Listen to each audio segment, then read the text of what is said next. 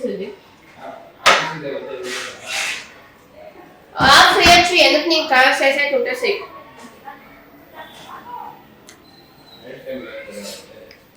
Battery ఉండాల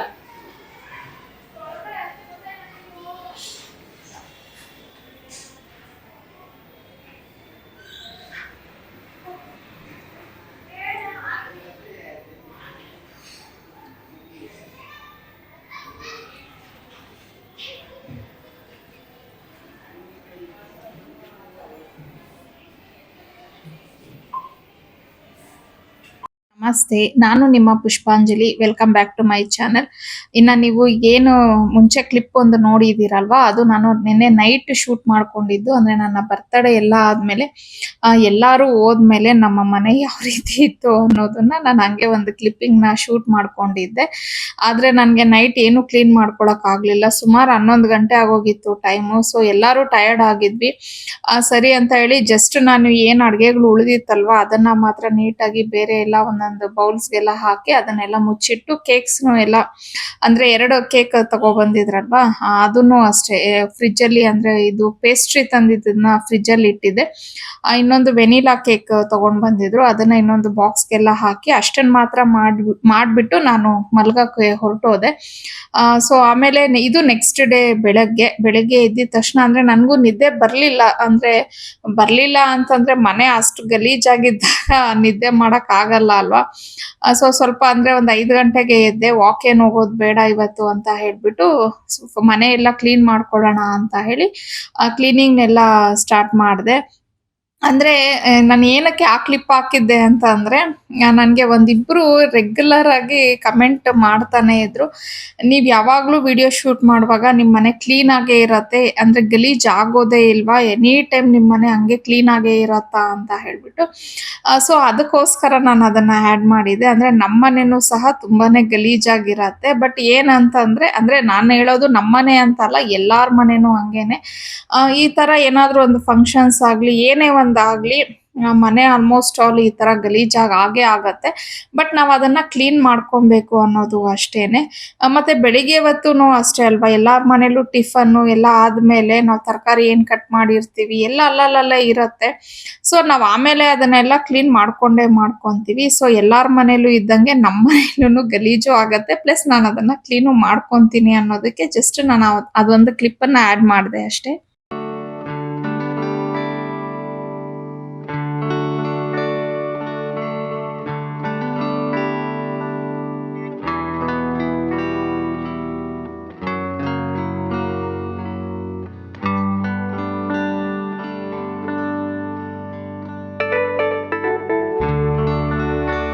ಏನಂದ್ರೆ ನಾವು ಚಿಕ್ಕವರಿದ್ದಾಗ ನಮ್ಮ ಅಪ್ಪ ಅಮ್ಮ ನಮ್ಮ ಬರ್ತ್ಡೇಸ್ನ ಸೆಲೆಬ್ರೇಟ್ ಮಾಡ್ತಾರೆ. ಆಮೇಲೆ ಮದ್ವೆ ಆದ್ಮೇಲೆ ಕೆಲವ್ರಿಗೆ ಹಸ್ಬೆಂಡ್ಸು ಬರ್ಡೇಸ್ನ ಸೆಲೆಬ್ರೇಷನ್ಸ್ ಅನ್ನೋದು ಮಾಡ್ತಾರೆ. ಆದ್ರೆ ನಾವ್ ಯಾವಾಗ ತಾಯಿ ಅಂತ ಹಾಕ್ತಿವೋ ಅವಾಗ ನಾವು ನಮ್ಮನ್ನ ನಾವೆಲ್ಲೋ ಮರ್ತೋಗ್ಬಿಡ್ತೀವಿ ಅಂತ ಅನ್ಸುತ್ತೆ. ಅಂದ್ರೆ ಜಸ್ಟ್ ನಮ್ಗೆ ಒಂದು ತಾಯಿ ಆದ್ಮೇಲೆ ಮಕ್ಕಳೇ ನಮ್ಮ ಪ್ರಪಂಚ ಆಗೋಗ್ಬಿಡ್ತಾರೆ. ಅಂದ್ರೆ ಅವ್ರ ಬರ್ತ್ಡೇನ ನಾವ್ ಯಾವ ರೀತಿ ಸೆಲೆಬ್ರೇಷನ್ ಮಾಡ್ಬೇಕು, ಅವ್ರಿಗೆ ಏನ್ ಕೊಡಿಸ್ಬೇಕು, ಅವ್ರಿಗೆ ಯಾವ ತರ ಮಾಡಿದ್ರೆ ಖುಷಿ ಆಗತ್ತೆ ಅನ್ನೋದು ಇದೇ ನಮ್ ತಲೆಯಲ್ಲಿ ಓಡ್ತಾ ಇರತ್ತೆ ಹೊರತು ನಮ್ ಬರ್ತಡೇ ಬರ್ತಿದೆ, ನಮಗ್ ನಾವ್ ಏನ್ ಮಾಡ್ಕೊಬೇಕು, ನಮ್ ಬರ್ಡೇನ ನಾವ್ ಸೆಲೆಬ್ರೇಷನ್ ಮಾಡ್ಕೊಬೇಕಾ ಬೇಡವಾ ಅನ್ನೋದು ಆತರ ಥಾಟೇ ನಮಗ್ ಬರಲ್ಲ. ಅದ್ರಲ್ಲೂ 35+ ಆಗೋಗ್ಬಿಟ್ರೆ ಅಂತೂ ನಾವು ನಮ್ ಬರ್ತ್ಡೇಸ್ ಬಗ್ಗೆ ಯೋಚನೆ ಸಹ ಮಾಡಲ್ಲ. ಎಲ್ಲೋ ಒಂದ್ ಕಡೆ ನಾಳೆ ನಮ್ ಬರ್ತ್ಡೇ ಇದೆ ಅಂತಂದ್ರೂ ನಮಗ್ ನೆನ್ಪೇ ಇರಲ್ಲ ನಾಳೆ ನನ್ ಬರ್ಡೇ ಇದೆ ಅಂತ ಹೇಳಿ. ಆ ರೀತಿ ಆಗೋಗ್ಬಿಡ್ತೀವಿ ನಾವು ಲೇಡೀಸು. ಬಟ್ ಈ ರೀತಿ ನಮ್ ಬರ್ತಡೇನು ನೆನ್ಪಿಟ್ಕೊಂಡು ಫ್ಯಾಮಿಲಿ ಮೆಂಬರ್ಸ್ ಅದನ್ನ ಸೆಲೆಬ್ರೇಷನ್ ಅಂತ ಮಾಡಿದಾಗ ಅದು ಒಂಥರ ನಿಜವಾಗ್ಲೂ ಸ್ಪೆಷಲ್ ಮೂಮೆಂಟ್ ಅಂತಾನೆ ಅನ್ಸುತ್ತೆ. ಬಟ್ ನನ್ಗೂ ಅಷ್ಟೇ ಎವ್ರಿ ಇಯರ್ ನಮ್ಮ ಮನೇಲಿ ನನ್ನ ಬರ್ಡೇನ ಸೆಲೆಬ್ರೇಷನ್ ಮಾಡೇ ಮಾಡ್ತಾರೆ. ಬಟ್ ಈ ರೀತಿ ಆಗೋದು ಒಂದು 3-4 ಇಯರ್ಸ್ಗೆ ಒಂದ್ಸತಿ, ಯಾವಾಗೋ ಒಂದ್ಸತಿ ಈ ರೀತಿ ನನ್ಗೆ ಸ್ವಲ್ಪ ದೊಡ್ಡದಾಗಿ ಸರ್ಪ್ರೈಸ್ ಅನ್ನೋದು ಕಾದಿರತ್ತೆ. ಇನ್ನ ಸುಮಾರು ಒಂದು 7 ಗಂಟೆ ಆಗಿದೆ ಟೈಮು. ಮಕ್ಕಳನ್ನ ನಾನು ಎಬ್ಬರ್ಸಕ್ಕೇನು ಹೋಗ್ಲಿಲ್ಲ. ಪಾಪ ನೆನ್ನೆಲ್ಲ ಅಷ್ಟೊಂದು ಕಷ್ಟಪಟ್ಟಿದ್ದಾರೆ. ಇವತ್ತು ಆರಾಮಾಗಿ ಅವರು ರೆಸ್ಟ್ ಮಾಡ್ಲಿ. ಸೊ ಇವತ್ತು ಅವ್ರು ಎಷ್ಟೊತ್ತಿಗೆ ಎದ್ದೊಳ್ತಾರೋ ಅಲ್ಲಿವರೆಗೂ ನಾನು ಎಬ್ಬರ್ಸಕ್ ಹೋಗೋದೇ ಇಲ್ಲ. ಅವ್ರು ಎದ್ದೋಳೋ ಅಷ್ಟೊತ್ತಿಗೆ ಎಲ್ಲ ಕೆಲಸ ಎಲ್ಲ ನಾನೇ ಮಾಡ್ಬಿಡೋಣ ಅಂತ ಹೇಳಿ ಅನ್ಕೊಂಡ್ ಮಾಡ್ತಾ ಇದ್ದೀನಿ. ಸೊ ಇನ್ನ ಮನೇಲಿ ಎಲ್ಲ ಕೆಲಸ ಆಯ್ತು, ಎಲ್ಲ ಕ್ಲೀನಿಂಗ್ ಎಲ್ಲ ಮಾಡಿದೀನಿ. ಬಟ್ಟೆನೂ ಸ್ವಲ್ಪ ವಾಶ್ ಮಾಡ್ಬೇಕಿತ್ತು, ಅಂದ್ರೆ ಮಿಷಿನ್ಗೆ ಹಾಕಿದ್ದೆ. ಅಂದ್ರೆ ಇವತ್ತು ಶನಿವಾರ ಆಗಿರೋದ್ರಿಂದ ಮಕ್ಕಳಿಗೆ ಡ್ಯಾನ್ಸ್ ಕ್ಲಾಸ್ ಇರುತ್ತಲ್ವಾ, ಆ ವೈಟ್ ಯೂನಿಫಾರ್ಮ್ ಅಂದ್ರೆ ಮೇಲ್ಗಡೆ ಪಿಂಕ್ ಹಾಕೊಂಡ್ರು, ಲೆಗಿನ್ಸ್ ಮತ್ತೆ ದುಪ್ಪಟ ಎಲ್ಲ ವೈಟ್ ಅಲ್ವಾ, ಸೊ ಅದನ್ನ ನಾನು ಸಪ್ರೇಟ್ ಆಗಿ ವಾಶ್ ಮಾಡ್ತೀನಿ. ಸೊ ಅದ್ ಮಾಡಿರ್ಲಿಲ್ಲ ನಾನು ವೈಟ್ ಬಟ್ಟೆಗಳನ್ನ, ಸೊ ಇವತ್ತು ಹಾಕಿದ್ದೆ. ಅದನ್ನು ಎಲ್ಲ ಕ್ಲೀನ್ ಮಾಡಿ ಒಣಗಾಕಿದೀನಿ. ಇನ್ನ ಏನು ಕೆಲಸ ಎಲ್ಲ ಏನು ಇಟ್ಟಿಲ್ಲ, ಯಾಕಂದ್ರೆ ಮಕ್ಕಳು ಪಾಪ ನೆನ್ನೆಲ್ಲ ತುಂಬಾನೇ ಕಷ್ಟ ಕೆಲಸ ಮಾಡಿದಾರೆ. ಇವತ್ತು ಅವ್ರನ್ನ ಫ್ರೀ ಮಾಡ್ಬೇಕು ಅಂತ ಹೇಳಿ ಫ್ರೀ ಆಗಿ ಏನು ಮಾಡ್ಬೇಡ್ರಮ್ಮ ಅಂದ್ಬಿಟ್ಟು ಎಲ್ಲ ನಾನೇ ಮನೆ ಕ್ಲೀನಿಂಗು, ಪಾತ್ರೆನೂ ಎಲ್ಲ ತೊಳೆದು ಬಟ್ಟೆ ಎಲ್ಲ ಕೆಲಸ ಮಾಡ್ಬಿಟ್ಟಿದೀನಿ. ಏನು ಕೆಲಸ ಇಟ್ಟಿಲ್ಲ. ಅದೇ ಕೆಲವೊಂದು ಇಲ್ಲಿ ಮೇಲ್ಗಡೆ ಫ್ಲೋರ್ ಅಲ್ಲಿ ಬಲೂನ್ಸ್ ಎಲ್ಲ ಇತ್ತಲ್ವಾ, ಅದನ್ನ ಮಾತ್ರ ಹಂಗೆ ಬಿಟ್ಟಿದೀನಿ. ಅವ್ರು ಏನೋ ಇರ್ಲಿ ಬಲೂನ್ಸ್ ಅಂತ ಅಂದ್ರು, ಸರಿ ಇರ್ಲಿ ಬಿಡು ಅಂತ ಅದನ್ನ ಮಾತ್ರ ಅಲ್ಲೇ ಬಿಟ್ಟಿದೀನಿ. ನೋಡೋಣ ಸಂಜೆ ಬಂದು ಅದನ್ನು ಅದೇ ಕ್ಲೀನ್ ಮಾಡ್ಕೊಂಡ್ಬಿಡ್ತೀನಿ. ಹಾಗೇನೆ ಇವತ್ತು ಸ್ವಲ್ಪ ಶಾಪಿಂಗ್ ಕೆಲಸಗಳಿದೆ. ಅಂದ್ರೆ ಜಾನ್ಸಿ ಏನೋ ಲಾಸ್ಟ್ ವೀಕ್ ಅಲ್ಲಿ ಆ ಡ್ರೆಸ್ ಏನೋ ತಗೊಂಡಿದ್ಲಂತೆ, ಅದನ್ನ ಸ್ವಲ್ಪ ಎಕ್ಸ್ಚೇಂಜ್ ಎಲ್ಲ ಮಾಡಿಸ್ಬೇಕಕ್ಕ ಅಂತ ಹೇಳಿದ್ಲು. ಆಮೇಲೆ ನನ್ಗೂನು ಈಗ ಹಸ್ಬೆಂಡ್ ಬರ್ತಡೆಗೆ ಅಂತ ಹೇಳ್ಬಿಟ್ಟು ಕ್ಯಾಶ್ ಕೊಟ್ಟಿರೋದ್ರಿಂದ ಸೊ ಅದರಿಂದನೂ ನಾನು ಅದೇ ಪರ್ಚೇಸ್ ಮಾಡ್ಬೇಕಿದೆ ನನ್ಗೆ. ಹಂಗಾಗಿ ಇವತ್ತಿಬ್ರು ಹೋಗೋಣ ಅಂತ ಅನ್ಕೊಂಡು, ಈಗ ಯಾಕಂದ್ರೆ ಅವಳ ಪಾಪ ಹಿಂಗಿದ್ರು ಬಂದಿದ್ಲು, ನೈಟ್ ಅಷ್ಟು ಲೇಟ್ ಆಯ್ತಲ್ವಾ, ಇಲ್ಲೇ ಸ್ಟೇ ಮಾಡಿದ್ಲು. ಅವಳು ಅಮ್ಮನ ಮನೇಲಿ ಇದ್ದಾಳೆ. ಅಮ್ಮನ ಮನೆ ಇಲ್ಲೇ ಒಂದೇ ಏರಿಯಾದಲ್ಲಿ ಇದೀವಿ, ಸ್ವಲ್ಪ ದೂರ ಇದೆ ಅಷ್ಟೇ, ಅಂದ್ರೆ ಸ್ವಲ್ಪ ಡಿಸ್ಟೆನ್ಸ್ ಇದೆ. ಇಲ್ಲೇ ಒಂದೇ ಏರಿಯಾದಲ್ಲಿ ಇದೀವಿ. ಹಂಗಾಗಿ ಇವಾಗ ಅಮ್ಮನ ಮನೇಲಿ ಇದ್ದಾಳೆ ಅವಳು. ಹೆಂಗೂ ಬಂದಿದ್ಲಲ್ವಾ, ಮುಗಿಸ್ಕೊಂಡು ಹೋಗ್ಬಿಡೋಣ, ಮತ್ತೆ ಅದಕ್ಕೋಸ್ಕರನೇ ಅವಳು ಬರ್ಬೇಕಾಗ್ತಿತ್ತು ಇನ್ನೊಂದ್ಸತಿ. ಸೊ ಮುಗಿಸ್ಕೊಂಡೆ ಹೋಗ್ಬಿಡ್ತೀನಕ್ಕ ಅಂತ ಹೇಳಿದ್ಲು. ನನ್ಗೂ ಒಳ್ಳೇದಾಯ್ತು ಅವಳು ಇದ್ದಿದ್ದು. ಈಗ ಮಲ್ಲೇಶ್ವರಂ ಹೋಗೋಣ ಅಂತ ಅನ್ಕೊಂಡಿದೀವಿ. ಅದೇ ಅವಳದು ಡ್ರೆಸ್ಸಸ್ ಸ್ವಲ್ಪ ಎಲ್ಲ ಎಕ್ಸ್ಚೇಂಜ್ ಮಾಡಿಸ್ಬೇಕು. ಹಂಗೆ ಅದೇ ಇವಾಗ ನನ್ಗೆ ಗಿಫ್ಟ್ ಪರ್ಪಸ್ ಆಗಿ ತಗೊಳ್ಳೋದು. ಸೊ ಇನ್ನು ನಾನು 2 ಆಪ್ಷನ್ ಇದೆ ನನ್ಗೆ. ಹಂಗಾಗಿ ಇನ್ನು ನಾನೇನ್ ತಗೋತೀನಿ ಅನ್ನೋದು ಈಗ್ಲೇ ನಾನು ಹೇಳಕ್ಕಾಗಲ್ಲ. ಬಟ್ ಏನ್ ಪರ್ಚೇಸ್ ಮಾಡ್ತೀನಿ ಅನ್ನೋದು ಖಂಡಿತ ನಾನು ನಿಮ್ ಜೊತೆ ಶೇರ್ ಮಾಡ್ಕೋತೀನಿ. ಅವ್ರು ಈಗ ಹಸ್ಬೆಂಡ್ನು ಅಷ್ಟೇ ನೆನ್ನೆನೆ ಅಮೌಂಟ್ ಕೊಟ್ಟಿದ ತಕ್ಷಣನೇ ಅದೇ ತಗೊಂಡ್ಬಿಡು ಫಸ್ಟ್ ಅಂತ ಹೇಳಿದ್ರು. ನನ್ಗೆ ಇವನ್ ಇದು ಹಬ್ಬಕ್ಕೂ ಸಹ ನನ್ಗೆ ಅಂದ್ರೆ ಪೂಜೆಗೆ ಇಡ್ಲೇಬೇಕಲ್ವಾ, ಸೊ ಹಂಗಾಗಿ ಇವತ್ತು ಹೋಗಿ ಅದನ್ನೆಲ್ಲ ಪರ್ಚೇಸ್ ಮಾಡ್ಕೊಂಡ್ ಬಂದ್ಬಿಟ್ರೆ ಇದು ಒಂದ್ ಕೆಲಸ ಆಗತ್ತೆ ನನ್ಗೆ. ಸೊ ಹಂಗೆ ಕಂಟಿನ್ಯೂ ಮಾಡೋಣ ವ್ಲಾಗು. ಆಲ್ಮೋಸ್ಟ್ ಆಲ್ 11 ಕಾಲ್ ಆಗಿದೆ. ಅವಳು ಪಾಪ 11 ಗಂಟೆಗೆ ಬಾ ಅಂತ ಅಂದ್ಲು. ಆಕ್ಚುಲಿ ವಾಚ್ ಅನಿ ಗಿಫ್ಟ್ ಕೊಟ್ಟಿದ್ದನ್ನ ಹಾಕೊಂಡಿದೀನಿ, ತುಂಬಾ ಚೆನ್ನಾಗಿದೆ.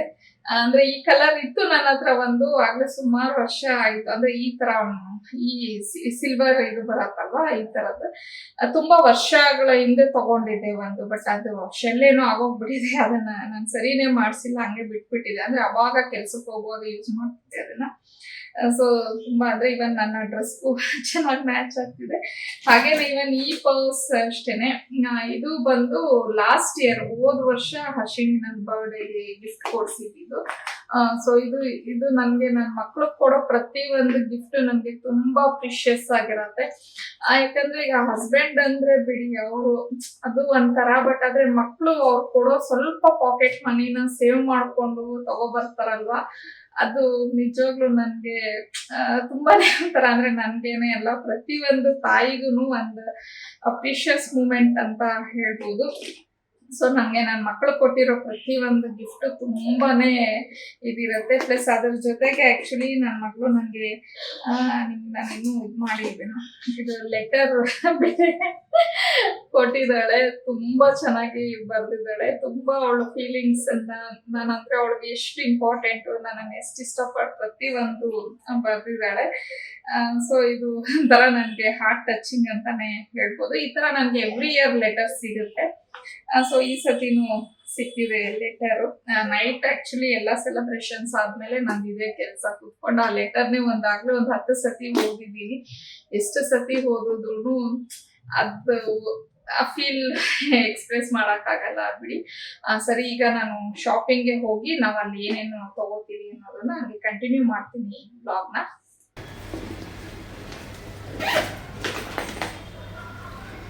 ಮಲ್ಲೇಶ್ವರಂಗೆ ಹೋಗೋ ಅಷ್ಟೊತ್ತಿಗೆ ಸುಮಾರು 12:30ನೇ ಆಗೋಗಿತ್ತು ಟೈಮು.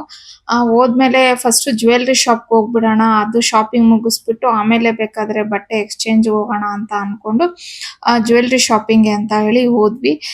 ಎಲ್ಲರೂ ಆ್ಯಕ್ಚುಲಿ ಏನಂತಂದ್ರೆ ಕತ್ತಿಗೆ ನೋಡ್ಬಿಟ್ಟು ಅದಕ್ಕೆ ಕಾಂಬಿನೇಷನ್ ಆಗಿ ಇಯರಿಂಗ್ಸ್‌ನ ನೋಡ್ತಾರೆ. ಆದ್ರೆ ನಾನ್ ಸ್ವಲ್ಪ ಉಲ್ಟಾ ಅಂತಾನೆ ಹೇಳ್ಬೋದು. ನನ್ಗೆ ಇಯರಿಂಗ್ಸ್ ತುಂಬಾನೇ ಇಷ್ಟ ಆಗತ್ತೆ. ನಾನು ಯಾವಾಗ ಹೋದ್ರುನು ಫಸ್ಟ್ ಇಯರಿಂಗ್ಸ್‌ನೇನೆ ನೋಡ್ತೀನಿ. ಆ ಇಯರಿಂಗ್ಸ್‌ನ ನೋಡ್ಬಿಟ್ಟು ಆಮೇಲೆ ಬೇಕು ಅಂತಂದ್ರೇನೆ ನನ್ಗೆ ನಾನ್ ನೆಕ್ಸ್ಟ್ ಏನಾದ್ರು ಕತ್ತಿಗೆ ಅದಕ್ಕೆ ಕಾಂಬಿನೇಷನ್ ಏನಾದ್ರು ಸಿಗುತ್ತಾ ಅಂತ ಹೇಳಿ ಹುಡುಕಿ ನಾನು ಟ್ರೈ ಮಾಡ್ತಿರ್ತೀನಿ.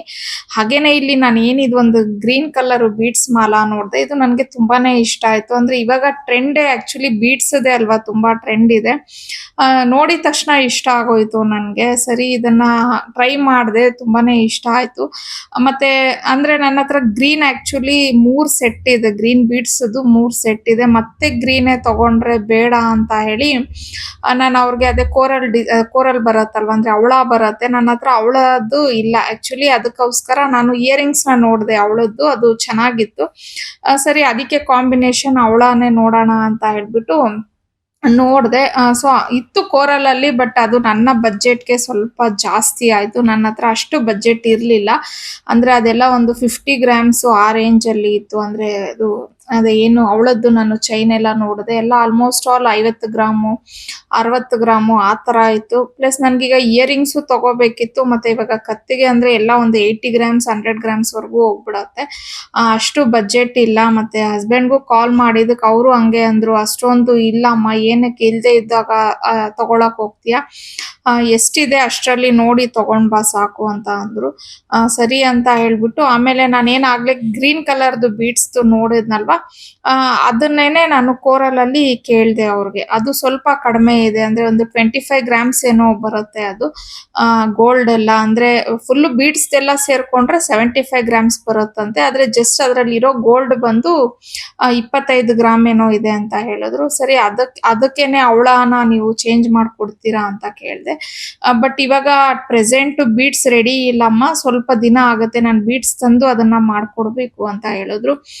ಸರಿ ಆಯ್ತು ಅಂತ ಹೇಳ್ಬಿಟ್ಟು ಇವಾಗ ನಾನು ಅದನ್ನ ಬೀಡ್ಸ್ ಅನ್ನ ಅದೇ ನನಗೆ ಕೋರಲ್‌ನ ಅಂದ್ರೆ ಹವಳನ ಮಾಡ್ಕೊಡಿ ಅಂತ ಹೇಳ್ಬಿಟ್ಟು ನಾನು ಆರ್ಡರ್ ಮಾಡ್ದೆ. ಹಂಗಾಗಿ ನಾನು ಇವಾಗ ನಿಮ್ಗೆ ನಾನು ಏನ್ ತಗೊಂಡೆ ಅನ್ನೋದನ್ನ ತೋರ್ಸಕ್ ಆಗ್ಲಿಲ್ಲ. ಯಾಕಂದ್ರೆ ನಾನು ಪರ್ಚೇಸ್ ಅಂತೂ ಮಾಡ್ಲಿಲ್ಲ, ಜಸ್ಟ್ ನಾನು ಆರ್ಡರ್ ಕೊಟ್ಟಿದ್ದೀನಿ ಅಷ್ಟೇನೆ. ಆಮೇಲೆ ಸ್ವಲ್ಪ ಕೆಲವೊಂದು ಇನ್ನೂ ಒಂದ್ ಸ್ವಲ್ಪ ಕಲೆಕ್ಷನ್ ಎಲ್ಲ ನೋಡಿದ್ವಿ. ಮತ್ತೆ ಜಾನ್ಸಿನೂ ಅವಳಿಗೆ ಆಕ್ಚುಲಿ ಐಡಿಯಾ ಇರ್ಲಿಲ್ಲ, ಅಂದ್ರೆ ಅವಳದು ಬೇರೆ ಏನೋ ಪ್ಲಾನ್ ಇದೆಯಂತೆ. ಅವಳು ಆಮೇಲೆ ನಾನು ತಗೊಂತೀನಕ್ಕ ಅಂತ ಅಂದ್ಬಿಟ್ಟು ಜಸ್ಟ್ ಈಗ ಸುಮ್ನೆ ಬಂದಿದ್ಲಲ್ವಾ ಅಂತ ಹೇಳಿ ಒಂದು ರಿಂಗ್ ಏನೋ ನೋಡಿದ್ಲು. ಸೊ ಅವಳು ಒಂದು ರಿಂಗ್ ಏನೋ ಪರ್ಚೇಸ್ ಮಾಡಿದ್ಲು ಅಷ್ಟೇನೆ. ನೋಡೋಣ ಅಕ್ಕ ಮುಂದಕ್ಕೆ, ನಂದು ಬೇರೆ ಪ್ಲಾನ್ಸ್ ಇದೆ ಅಂತ ಹೇಳ್ತಿದ್ಲು. ಸೊ ಇಷ್ಟನ್ನ ನಾವು ಅಂದ್ರೆ ಜ್ಯುವೆಲ್ರಿ ಶಾಪ್ ಅಲ್ಲಿ ನಮ್ದು ಇಷ್ಟು ಶಾಪಿಂಗ್ ಆಯ್ತು. ನನ್ಗೆ ಅದೇ ಹಬ್ಬ ಅಷ್ಟೊತ್ತಿಗೆ ರೆಡಿ ಮಾಡ್ಕೊಡ್ತೀವಿ ಅಂತ ಹೇಳಿದ್ದಾರೆ. ಸೊ ನಾನು ಅದು ರೆಡಿ ಆದಾಗ ಹಬ್ಬದ ಟೈಮಲ್ಲಿ ಬೇಕಾದ್ರೆ ನಾನು ನಿಮ್ ಜೊತೆ ಶೇರ್ ಮಾಡ್ಕೊಂತೀನಿ, ನಾನು ಯಾವ ತರ ಏನ್ ಮಾಡಿಸ್ಕೊಂಡಿದೀನಿ ಅನ್ನೋದನ್ನ. ಹಂಗೇನೆ ನಾವು ಒಂದು ಪರ್ಲ್‌ದು ಅಂದ್ರೆ ಮುತ್ತಿಂದು ಒಂದು ಹಾರನ ನೋಡಿದ್ವಿ. ತುಂಬಾನೇ ಚೆನ್ನಾಗಿತ್ತು. ಸರಿ ಅದನ್ನು ಒಂದ್ಸತಿ ಟ್ರೈ ಮಾಡೋಣ ಅಂತ ಅನ್ಕೊಂಡು, ಅಂದ್ರೆ ಈಗ ನಾನ್ ಹಾಕೊಳ್ಳೋದಕ್ಕಿಂತ ಜಾನ್ಸಿ ಹಾಕೊಂಡ್ರೆ ಅವಳಿಗೆ ಚೆನ್ನಾಗ್ ಹೆಂಗ್ ಕಾಣತ್ತೆ ನೋಡೋಣ ಅನ್ಬಿಟ್ಟು, ಅಂದ್ರೆ ನನ್ನ ಹತ್ರ ಮುತ್ತಿಂದು ಹಾರ ಇದೆ, ಜಾನ್ಸಿ ಹತ್ರ ಇರ್ಲಿಲ್ಲ. ಹಂಗಾಗಿ ಅವಳು ನೋಡಿದ್ಲು ಅದನ್ನ. ಬಟ್ ಅವಳಿಗೆ ಯಾಕೋ ಆ ಡಿಸೈನ್ ಅಷ್ಟೊಂದು ಇಷ್ಟ ಆಗ್ಲಿಲ್ಲ. ಇನ್ನು ಸ್ವಲ್ಪ ಬೇರೆ ತರ ಡಿಸೈನು ನಾನು ಆರ್ಡರ್ ಕೊಟ್ಟೆ ಮಾಡಿಸ್ಕೊಂತೀನಿ ಅಂತ ಹೇಳ್ಬಿಟ್ಟು ಅವಳು ಸುಮ್ನೆ ಆದ್ಲು. ಇನ್ನ ಅಲ್ಲಿ ಗೋಲ್ಡ್ ಅಂಗಡಿಲಿ ಎಲ್ಲ ಶಾಪಿಂಗ್ ಎಲ್ಲ ಮುಗಿಸ್ಕೊಂಡು, ಅಂದ್ರೆ ಏನು ಶಾಪ್ ಮಾಡ್ಲಿಲ್ಲ ನಾವು, ಜಸ್ಟ್ ಜಾನ್ಸಿ ಒಂದ್ ರಿಂಗ್ ತಗೊಂಡ್ಲು, ಅದೇ ನಾನು ಆರ್ಡರ್ನ ಕೊಟ್ಟೆ ಅಷ್ಟೇನೆ. ಆಮೇಲೆ ನಾವು ಅದೇ ಬಟ್ಟೆ ಶಾಪ್ಗೆ ಬಂದ್ವಿ. ಅಂದ್ರೆ ಜಾನ್ಸಿ ಸುಮಾರು ಒಂದ್ 10-15 ದಿನದ ಹಿಂದೆ ಡ್ರೆಸ್ಸಸ್ ಎಲ್ಲ ತಗೊಂಡಿದ್ಲಂತೆ. ಅದು ಕೆಲವೊಂದೆಲ್ಲ ಎಕ್ಸ್ಚೇಂಜ್ ಮಾಡಿಸ್ಬೇಕಿತ್ತು ಅಂತ ಹೇಳಿ ಬಟ್ಟೆ ಶಾಪ್ಗೆ ಬಂದು ಅಲ್ಲೆಲ್ಲ ಕೆಲವೊಂದ್ ಕಲೆಕ್ಷನ್ ನೋಡ್ಬಿಟ್ಟು ಎಕ್ಸ್ಚೇಂಜ್ ಎಲ್ಲ ಮಾಡಿಸ್ಕೊಂಡ್ವಿ. ಅಂದ್ರೆ ನಾನೇನು ತಗೊಳಕ್ ಹೋಗ್ಲಿಲ್ಲ, ಯಾಕಂದ್ರೆ ನೀವು ನನ್ನ ಲಾಸ್ಟ್ 2 ವ್ಲಾಗ್ಸ್ ಬ್ಯಾಕ್ ನೋಡಿದ್ದಿದ್ರೆ ನಾನು ಆಲ್ರೆಡಿ ಮಾಡಿದ್ದೆ. ಅಂದ್ರೆ ಅವಾಗ ನಾನು ನಿಮ್ಗೆ ಹೇಳಿದ್ದೆ ಒಂದು ಅಕೇಶನ್ಗೆ ನಾನು ಶಾಪಿಂಗ್ ಮಾಡ್ತಿದ್ದೀನಿ ಅಂತ ಹೇಳ್ಬಿಟ್ಟು. ಸೊ ನನ್ನ ಬರ್ತ್ಡೇಗೆ ಅಂತಾನೆ ನಾನು ಅವತ್ತು ಶಾಪಿಂಗ್ ಮಾಡಿದ್ದು. ಅಂದ್ರೆ ಹಸ್ಬೆಂಡ್ ಕರ್ಕೊಬಂದು ಡ್ರೆಸ್ ಎಲ್ಲ ಕೊಡ್ಸಿದ್ರು. ಸೊ ನನ್ಗೆ ಮತ್ತೆ ಏನಕ್ಕೆ ಡ್ರೆಸ್ ತಗೊಳ್ಳೋದು, ಅದ್ರಲ್ಲೂ ನಾನು ಅವತ್ತು ತಗೊಂಡಿರೋದ್ರಲ್ಲಿ ಒಂದ್ 2-3 ಜೊತೆ ಇನ್ನೂ ಹಾಕೊಂಡೆ ಇಲ್ಲ, ಹಂಗೆ ಇದೆ. ಮತ್ತೆ ನಾನು ಸೂರತ್‌ಗೆ ಹೋದಾಗ್ಲೂ ಅವಾಗೂ ಒಂದ್ ಸೆಟ್ ಎಲ್ಲ ತಗೊಂಡ್ ಬಂದಿದ್ದೆ. ಸೊ ಹಂಗಾಗಿ ನಾನು ಇವಾಗ ಡ್ರೆಸ್ ಎಲ್ಲ ನೋಡಕ್ ಹೋಗ್ಲಿಲ್ಲ. ಮತ್ತೆ ಇನ್ನೊಂದ್ ಏನಂತಂದ್ರೆ ಈಗ ನನ್ಗೆ ವರಮಹಾಲಕ್ಷ್ಮಿ ಹಬ್ಬ ಬರ್ತಿದೆ. ಹಬ್ಬಕ್ಕೇನೋ 2 ಸೀರೆ ತಗೊಂಡಿದೀನಿ. ಆದ್ರೆ ನಾವು ಹಬ್ಬದ ದಿನ ಉಟ್ಕೊಳಕ್ಕೆ ನಾನು ಇನ್ನೂ ಒಂದ್ ಸೀರೆ ಅದೊಂದು ಪೆಂಡಿಂಗ್ ಬೇರೆ ಇದೆ. ಸೊ ಸುಮ್ನೆ ಏನಕ್ಕೆ ಇಲ್ಲಿ ದುಡ್ಡು ವೇಸ್ಟ್ ಮಾಡ್ಕೊಳ್ಳೋದು ಅಂತ ಹೇಳಿ ನಾನೇನು ಶಾಪಿಂಗ್ ಮಾಡ್ಲಿಲ್ಲ.